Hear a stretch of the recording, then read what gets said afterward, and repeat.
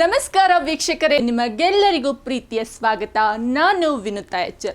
ನೀವಿನ್ನೂ ಕೂಡ ನಮ್ಮ ಚಾನಲ್ ಅನ್ನು ಸಬ್ಸ್ಕ್ರೈಬ್ ಮಾಡಿಲ್ಲ ಅಂದರೆ ಈ ಕೂಡಲೇ ಸಬ್ಸ್ಕ್ರೈಬ್ ಮಾಡಿ. ಹಾಗೆ ನೋಟಿಫಿಕೇಷನ್ಗಾಗಿ ಬೆಲ್ ಐಕನ್ ಅನ್ನು ಕ್ಲಿಕ್ ಮಾಡೋದನ್ನು ಮರಿಬೇಡಿ.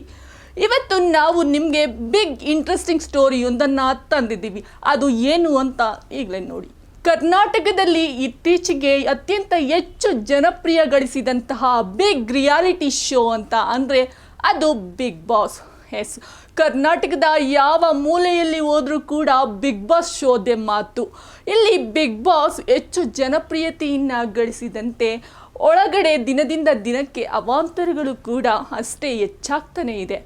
ಎಸ್, ಒಂದಲ್ಲ ಒಂದು ಕಾರಣಕ್ಕೆ ಬಿಗ್ ಬಾಸ್ನಲ್ಲಿ ಅವಾಂತರಗಳು ಸೃಷ್ಟಿಯಾಗ್ತಾನೇ ಇದೆ.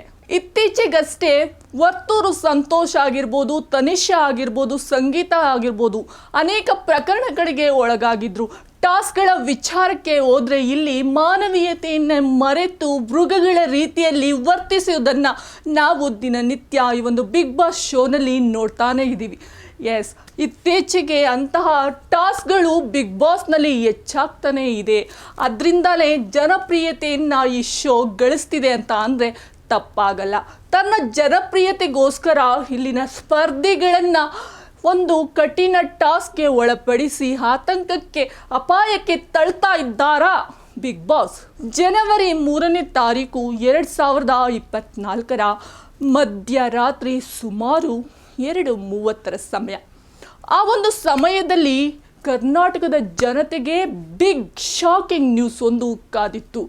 ಅದು ಏನಪ್ಪ ಅಂತ ಅಂದರೆ, ಸಾಮಾಜಿಕ ಜಾಲತಾಣಗಳಲ್ಲಿ ತನ್ನದೇ ಆದ ಐಡೆಂಟಿಟಿ ಗಳಿಸಿದಂತಹ ಡ್ರೋನ್ ಪ್ರತಾಪ್ ಆತ್ಮಹತ್ಯೆಗೆ ಯತ್ನಿಸಿದ್ದಾರೆ. ನಿಜಕ್ಕೂ ಇಲ್ಲಿ ಡ್ರೋನ್ ಪ್ರತಾಪ್ ಆತ್ಮಹತ್ಯೆಗೆ ಯತ್ನಿಸಿದ್ರ? ಈ ಬಗ್ಗೆ ವೈದ್ಯರನ್ನು ಕೇಳಿದರೆ ಅವರು ಹೇಳೋದು ಇಲ್ಲಿದೆ ನೋಡಿ. ವೈದ್ಯರನ್ನು ಅಂದು ಭೇಟಿ ಮಾಡಿದಾಗ ನಮ್ಮ ತಂಡ ಅವರು ಹೇಳಿದ್ದು ಇಷ್ಟೇ: ಡ್ರೋನ್ ಪ್ರತಾಪನನ್ನು ಅಂದು ಬಿಗ್ ಬಾಸ್ನ ಸಿಬ್ಬಂದಿಗಳು ಆಸ್ಪತ್ರೆಗೆ ಕರೆದು ತರ್ತಾರೆ. ರಾಜರಾಜೇಶ್ವರಿ ನಗರದಲ್ಲಿರುವಂತಹ SS ಆಸ್ಪತ್ರೆಗೆ ಬಿಗ್ ಬಾಸ್ನ ಸಿಬ್ಬಂದಿಗಳು ಡ್ರೋನ್ ಪ್ರತಾಪ್ನನ್ನು ಕರೆದೊಯ್ತಾರೆ. ಅಲ್ಲಿ ಭೇಟಿ ಮಾಡಿದಂತಹ ವೈದ್ಯರು ಅವನನ್ನು ಚಿಕಿತ್ಸೆಗೆ ಒಳಪಡಿಸ್ತಾರೆ. ಆ ಒಂದು ಸಂದರ್ಭದಲ್ಲಿ ಡ್ರೋನ್ ಪ್ರತಾಪ್ ಪ್ರಜ್ಞೆಯಿನ ಸ್ಥಿತಿಗೆ ತಲುಪಿರಲಿಲ್ಲ ಅನ್ನುವಂಥದ್ದು ಇಲ್ಲಿ ವೈದ್ಯರು ಹೇಳಿದಂತಹ ಮಾತು. ಹಾಗೆ ಚಿಕಿತ್ಸೆಯನ್ನು ನೀಡಿದ ಬಳಿಕ ಡ್ರೋನ್ ಪ್ರತಾಪ್ನ ಆರೋಗ್ಯದ ಸ್ಥಿತಿಯ ಬಗ್ಗೆ ನಮಗೆ ತಿಳಿಸಿಕೊಡ್ತಾರೆ. ಅದು ಏನಪ್ಪ ಅಂತ ಅಂದರೆ, ಡ್ರೋನ್ ಪ್ರತಾಪ್ ಕಳೆದ 3ರಿಂದ 4 ದಿನಗಳ ಕಾಲ ಸರಿಯಾಗಿ ಊಟ ಮಾಡಿರೋದಿಲ್ಲ. ಆ ಒಂದು ಕಾರಣದಿಂದಾಗಿ ಡ್ರೋನ್ ಪ್ರತಾಪ್ ಸಂಪೂರ್ಣವಾಗಿ ಅಸ್ವಸ್ಥರಾಗಿರ್ತಾರೆ ಅನ್ನುವಂತಹ ಹೇಳಿಕೆಯನ್ನು ವೈದ್ಯರು ನುಡಿತಾರೆ. ಹಾಗಾದರೆ ಇಲ್ಲಿ ಬಿಗ್ ಬಾಸ್ ಸುಳ್ಳು ವದಂತಿಯನ್ನು ಹಬ್ಬಿಸಿದ್ದಾದರೂ ಯಾಕೆ? ಈ ರೀತಿ ಸುಳ್ಳು ವದಂತಿನ ಹಬ್ಬಿಸಿ ತನ್ನ ವ್ಯೂವರ್ಸ್ನ ಸಂಖ್ಯೆಯನ್ನು ಹೆಚ್ಚಿಸ್ಕೊಳ್ಳೋದಕ್ಕೋಸ್ಕರ ಒಂದು ಗಿಮಿಕ್ ಮಾಡ್ತಾ ಅನ್ನುವಂಥದ್ದು ಸದ್ಯದ ಪ್ರಶ್ನೆ. ಇದಿಷ್ಟೇ ಅಲ್ಲ ವೀಕ್ಷಕರೇ, ಈ ಹಿಂದೆಯೂ ಕೂಡ ಡ್ರೋನ್ ಪ್ರತಾಪ್ ಹಾಗೂ ಸಂಗೀತ ಟಾಸ್ಕ್ನ ವಿಚಾರದಲ್ಲಿ ಕಣ್ಣಿಗೆ ಸೋಪು ನೀರು ತಗುಲಿ ಆಸ್ಪತ್ರೆಯನ್ನು ಬಾಗಿಲನ್ನು ತಟ್ಟಿ ವಾಪಸ್ ಸೇಫಾಗಿ ಬಂದಿದ್ರು. ಇದ್ರ ಜೊತೆಗೆ ವರ್ತೂರು ಸಂತೋಷ್ ಆಗಿರ್ಬೋದು, ಹಾಗೆ ತನಿಷರವರು ಇದೊಂದು ಪ್ರಕರಣದಲ್ಲಿ ತಗಲಾಕೊಂಡಿರ್ತಾರೆ. ವರ್ತೂರು ಸಂತೋಷ್ ಉಗುರಿನ ಪ್ರಕರಣದಲ್ಲಿ ತಗಲಾಕೊಂಡು ಇಡೀ ಕರ್ನಾಟಕದಲ್ಲಿಯೇ ಹೆಚ್ಚು ಸುದ್ದಿಗೆ ಗ್ರಾಸರಾಗಿರ್ತಾರೆ. ಇದಾದ ಇದರ ಬೆನ್ನಲ್ಲಿಯೇ ತನಿಷರವರು ಕೂಡ ಬೋವಿ ಸಮುದಾಯಕ್ಕೆ ಅವ್ಯಾಚ ಪದಗಳನ್ನು ಬಳಸಿದ್ರು ಅನ್ನುವಂತಹ ಹೇಳಿಕೆಗೆ ಒಳಪಟ್ಟು ಪ್ರಕರಣಕ್ಕೆ ದಾಖಲಾಗಿರ್ತಾರೆ. ಅಂದರೆ ಒಂದು ಕೇಸ್ ಅವರ ವಿರುದ್ಧ ಕೂಡ ದಾಖಲಾಗಿತ್ತು. ಇದಿಷ್ಟೇ ಅಲ್ಲ, ತನಿಷರವರು ಕಾಲು ನೋವಾದಂಥ ಸಂದರ್ಭದಲ್ಲಿ ಅವರ ಸ್ಥಾನವನ್ನು ನಮ್ರತರವರು ನಿಂತ್ಕೊಂಡು ನಿರ್ವಹಿಸಿದರು. ಹೀಗೆ ಟಾಸ್ಕ್ಗಳನ್ನು ವಿಶೇಷವಾಗಿ ವಿಚಿತ್ರ ಟಾಸ್ಕ್ಗಳನ್ನು ನೀಡೋ ಮೂಲಕ ತನ್ನ ಜನಪ್ರಿಯತೆಗೋಸ್ಕರ ಇಲ್ಲಿ ಸ್ಪರ್ಧಿಗಳ ಜೀವದ ಜೊತೆ ಆಟ ಆಡ್ತಾ ಇದೆಯಾ ಬಿಗ್ ಬಾಸ್? ತನ್ನ ಜನಪ್ರಿಯತೆಯನ್ನು ಗಳಿಸುವ ದೃಷ್ಟಿಯಿಂದ 90 ದಿನಗಳ ಕಾಲ ಇಲ್ಲಿ ಸ್ಪರ್ಧಿಗಳನ್ನು ಯಾವುದೇ ಸಂಪರ್ಕಕ್ಕೆ ಬಿಡದೆ ಒಂದು ಮನೆಯಲ್ಲಿ ಹಿಡಿದಿಟ್ಕೊಂಡಿರುತ್ತೆ. ಆದರೆ ಇಲ್ಲಿ ಬಂದಂತಹ ಸ್ಪರ್ಧಿಗಳು ತನ್ನ ಎತ್ತವರನ್ನು ಕಾಣೋದಕ್ಕೋಸ್ಕರ ಪರಿತಪಿಸ್ತಾ ಇರ್ತಾರೆ. ಎಸ್, ಡ್ರೋನ್ ಪ್ರತಾಪ್ ವಿಷಯದಲ್ಲೂ ಕೂಡ ಆಗಿದ್ದು ಇದೆ ನೋಡಿ.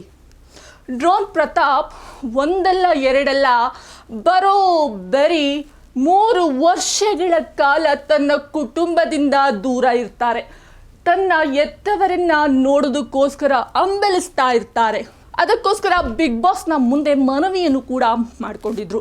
ಅದು ಏನಪ್ಪ ಅಂದರೆ, ಬಿಗ್ ಬಾಸ್ ಒಂದು ಬಾರಿ ನನ್ನ ಎತ್ತವರೊಂದಿಗೆ ಮಾತನಾಡೋದಕ್ಕೆ ಅವಕಾಶ ಮಾಡಿಕೊಡಿ, ನಾನು ಅವರನ್ನು ಒಂದು ಬಾರಿ ನೋಡಬೇಕು ಅಂತ ಅಂಗಲಾಚಿರ್ತಾರೆ. ಆ ಒಂದು ಕಾರಣಕ್ಕೆ ಬಿಗ್ ಬಾಸ್ ಅವರಿಗೆ ವಿವಿಧ ಟಾಸ್ಕ್ಗಳನ್ನು ಕೂಡ ನೀಡಿತ್ತು. ಆ ಒಂದು ಟಾಸ್ಕ್ಗಳಲ್ಲಿ ನೀನು ಪಾಸ್ ಆದರೆ ನಿನ್ನ ಎತ್ತವರನ್ನು ನಾನು ತೋರಿಸ್ತೀನಿ ಅಂತ ಹೇಳಿರ್ತಾರೆ. ಎಸ್, ಇದನ್ನು ಗಮನದಲ್ಲಿಟ್ಕೊಂಡಂತಹ ಡ್ರೋನ್ ಪ್ರತಾಪ್ ಟಾಸ್ಕ್ಗಳನ್ನು ಗೆಲ್ಲಲೇಬೇಕು ಅನ್ನುವಂಥ ಛಲದಿಂದ ಆಟಕ್ಕೆ ಮುಂದಾಗ್ತಾರೆ. ಆದರೆ ಅಲ್ಲೂ ಕೂಡ ಅವರಿಗೆ ಈ ಹೀಯಾಳಿಕೆಗಳು ಬರುವಂಥದ್ದು. ಇತರ ಸ್ಪರ್ಧಿಗಳು ನೀನು ಪ್ಯಾನಿಕ್ ಆಗ್ತಾ ಇದೀಯಾ, ಆಟದ ಕಡೆ ಗಮನನೇ ಕೊಡ್ತಿಲ್ಲ ಅಂತ ಹೀಯಾಳಿಸ್ತಾ ಇರ್ತಾರೆ. ಇದರಿಂದ ಮತ್ತಷ್ಟು ಡ್ರೋನ್ ಪ್ರತಾಪ್ನ ಮನಸ್ಥಿತಿ ಹದಗೆಡ್ತಾ ಹೋಗುತ್ತೆ. ಅದಷ್ಟೇ ಅಲ್ಲದೆ ಇದಕ್ಕೆ ಇಂಬು ಕೊಡುವಂತೆ ಜನವರಿ 1ನೇ ತಾರೀಕು ಮತ್ತೊಂದು ಘಟನೆ ನಡೀತು ನೋಡಿ. ಅದು ಏನಪ್ಪ ಅಂತ ಅಂದರೆ, ಜನವರಿ 1ನೇ ತಾರೀಕು ಹೊಸ ವರ್ಷ, ಎಲ್ಲರ ಪಾಲಿನ ಸಂತೋಷದ ಕ್ಷಣ. ಅದು ಇಡೀ ವರ್ಷ ನಮ್ಮ ಜೀವನ ಹೇಗಿರುತ್ತೆ ಅಂತ ಆ ದಿನ ಭವಿಷ್ಯವನ್ನು ನೋಡಿ ತಿಳ್ಕೊಳ್ಬೇಕು ಅನ್ನುವಂತಹ ಕುತೂಹಲ ಸಾಮಾನ್ಯವಾಗಿ ಇದ್ದೇ ಇರುತ್ತೆ. ಎಸ್, ಬಿಗ್ ಬಾಸ್ ಮನೆಯಲ್ಲೂ ಕೂಡ ಇಂಥದೇ ಒಂದು ಘಟನೆ ನಡೀತು. ಆ ದಿನ ಶ್ರೀ ವಿದ್ಯಾಶಂಕರಾನಂದ ಗುರುಗಳನ್ನ ಬಿಗ್ ಬಾಸ್ ಮನೆಯಲ್ಲಿ ಕರೆಸಿದ್ರು. ಆ ದಿನ ಭವಿಷ್ಯವಾಣಿಯನ್ನು ಅವರು ಎಲ್ಲ ಸ್ಪರ್ಧಿಗಳಿಗೂ ನೀಡ್ತಾರೆ. ಆ ದಿನ ಅಚ್ಚರಿ ಅನಿಸಿದ್ದು ಅಂದರೆ ಡ್ರೋನ್ ಪ್ರತಾಪ್ನ ಭವಿಷ್ಯವಾಣಿ. ಆ ದಿನ ಅವರು ಹೇಳ್ತಾರೆ, ನೀನು ನಿನ್ನ ಕುಟುಂಬದಿಂದ ಹೊರಗಿದ್ದು ಕುಟುಂಬಕ್ಕೆ ದೂರವಾಗಿ ಧೂಪವಾಗ್ತೀಯೋ ಅಥವಾ ಕುಟುಂಬಕ್ಕೆ ಹತ್ತಿರವಾಗಿ ಏಸಿಗೆಯಾಗ್ತೀಯೋ ಎನ್ನುವಂತಹ ಮಾತನ್ನು ಹೇಳ್ತಾರೆ. ಆ ಒಂದು ಮಾತು ಡ್ರೋನ್ ಪ್ರತಾಪ್ನ ತಲೆಯಲ್ಲಿ ಚಿಂತೆಗೀಡಾಗುವಂತೆ ಮಾಡುತ್ತೆ. ಇದರಿಂದಾಗಿ ಅವರು ಇನ್ನಷ್ಟು ಖಿನ್ನತೆಗೆ ಒಳಗಾಗ್ತಾರೆ. ಎಸ್, ಇದರಿಂದಾಗಿ ತನ್ನ ಎತ್ತವರನ್ನ ನೋಡಬೇಕು ಅನ್ನುವಂಥ ಆಸೆಯಲ್ಲಿದ್ದಂಥ ಡ್ರೋನ್ ಪ್ರತಾಪ್ನ ಕನಸು ಅಂದಿಗೆ ನುಚ್ಚು ನೂರಾಗುವಂತೆ ಮಾಡಿಬಿಡ್ತು ಆ ಒಂದು ಭವಿಷ್ಯವಾಣಿ. ಎಸ್, ಇದರಿಂದಾಗಿ ಅವರು ಖಿನ್ನತೆಗೆ ಒಳಗಾಗಿ ಡಿಪ್ರೆಷನ್ನಿಂದ ಹೊರಬರೋದಕ್ಕೋಸ್ಕರ ಮಾತ್ರೆಗಳನ್ನು ಕೂಡ ಸೇವಿಸ್ತಾರೆ. ಅದಾದ ನಂತರದಲ್ಲಿ ಬಿಗ್ ಬಾಸ್ನಿಂದ ಡ್ರೋನ್ ಪ್ರತಾಪ್ಗೆ ಒಂದು ಸರ್ಪ್ರೈಸ್ ಕಾದಿರುತ್ತೆ. ಅದು ಏನಪ್ಪ ಅಂತ ಅಂದರೆ, ಆ ದಿನ ಕಾನ್ಫರೆನ್ಸ್ ರೂಮ್ನಲ್ಲಿ ಅವರ ತಂದೆ ತಾಯಿಯ ಧ್ವನಿ ಡ್ರೋನ್ ಪ್ರತಾಪ್ಗೆ ಕೇಳಿಸುತ್ತೆ. ಎಸ್, ತನ್ನ ತಂದೆ ತಾಯಿಯನ್ನು ನೋಡಬೇಕು ಅಂತ ತಾಯಿಯನ್ನು ಸೇರೋದಕ್ಕೆ ಕರು ಹೇಗೆ ಹಂಬಲಿಸ್ತಾ ಇರುತ್ತೆ, ತನ್ನ ತಾಯಿಯ ಕೆಚ್ಚಲೆಯನ್ನು ಕುಡಿಯೋದಕ್ಕೋಸ್ಕರ ತಾಯಿ ಬಳಿ ಹೋಗೋದಕ್ಕೆ ಕರು ಹೇಗೆ ಕಾತರದಿಂದ ಕಾದಿರುತ್ತೆ, ಅದೇ ರೀತಿಯಲ್ಲಿ ಡ್ರೋನ್ ಪ್ರತಾಪ್ ಕಾನ್ಫರೆನ್ಸ್ ರೂಮ್ಗೆ ಓಡಿ ಹೋಗ್ತಾರೆ. ಆದರೆ ಅಲ್ಲಿ ಇದ್ದದ್ದು ಮಾತ್ರ ಕೇವಲ ಎತ್ತವರ ಧ್ವನಿಯಷ್ಟೇ. ಅಲ್ಲಿ ಡ್ರೋನ್ ಪ್ರತಾಪ್ಗೆ ಮತ್ತೊಮ್ಮೆ ನಿರಾಸೆಯಾಗುತ್ತೆ. ತದನಂತರದಲ್ಲಿ ಅವನು ಮತ್ತೆ ಬಿಗ್ ಬಾಸ್ನ ಮನವಿ ಮಾಡ್ಕೊಳ್ತಾರೆ, ಒಂದು ಬಾರಿ ನನ್ನನ್ನು ಎತ್ತವರೊಂದಿಗೆ ಭೇಟಿ ಮಾಡಿಸಿ ಅಂತ. ಆ ತಕ್ಷಣ ಅವನಿಗೆ ಮತ್ತೊಂದು ಸರ್ಪ್ರೈಸ್ ಕಾದಿತ್ತು. ಅದು ಏನಪ್ಪ ಅಂತ ಅಂದರೆ, ಬಿಗ್ ಬಾಸ್ ಮನೆಯೊಳಗೆ ಡ್ರೋನ್ ಪ್ರತಾಪ್ನ ಎತ್ತವರ ಆಗಮನ ಆಗುತ್ತೆ. ಎಸ್, ಆ ಕ್ಷಣದಲ್ಲಿ ಡ್ರೋನ್ ಪ್ರತಾಪ್ನ ಖುಷಿಗೆ ಪಾರವೇ ಇರಲಿಲ್ಲ ಬಿಡಿ. ತನ್ನ ಎತ್ತವರನ್ನು ಓಡೋಗಿ ತಪ್ಪಿಕೊಳ್ಳೋಕ್ಕೆ ಹೋಗ್ತಾನೆ. ಆದರೆ ಅಲ್ಲಿ ಒಂದು ಅಡ್ಡವಾಗುತ್ತದೆ, ಅದೇ ಗಾಜಿನ ಬಾಗಿಲು ಅಲ್ಲಿ ಕ್ಲೋಸ್ ಆಗಿರುತ್ತೆ. ಬಿಗ್ ಬಾಸ್ನ ಬಳಿ ಡ್ರೋನ್ ಪ್ರತಾಪ್, ದಯವಿಟ್ಟು ಬಿಗ್ ಬಾಸ್ ನನ್ನ ಗಾಜಿನ ಬಾಗಿಲನ್ನು ತೆರೆದು ನನ್ನ ಎತ್ತವರನ್ನು ಸೇರಿಸಿ ಅಂತ ಬೇಡ್ಕೊಳ್ತಾರೆ. ಆ ಕ್ಷಣಕ್ಕೆ ಡ್ರೋನ್ ಪ್ರತಾಪ್ನ ಮನವಿಗೆ ಕರಗಿದಂತಹ ಬಿಗ್ ಬಾಸ್ ತನ್ನ ಬಾಗಿಲುಗಳನ್ನು ತೆರೀತಾರೆ. ಆ ನಂತರ ಎತ್ತವರ ಜೊತೆ ಮಗನ ಮಿಲನವಾಗ್ತದೆ.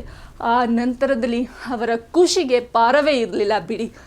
ಇದಿಷ್ಟು ಕೂಡ ಡ್ರೋನ್ ಪ್ರತಾಪ್ನ ಒಂದು ಇಂಟ್ರೆಸ್ಟಿಂಗ್ ಸ್ಟೋರಿ ಅಂತಲೇ ಹೇಳ್ಬೋದು.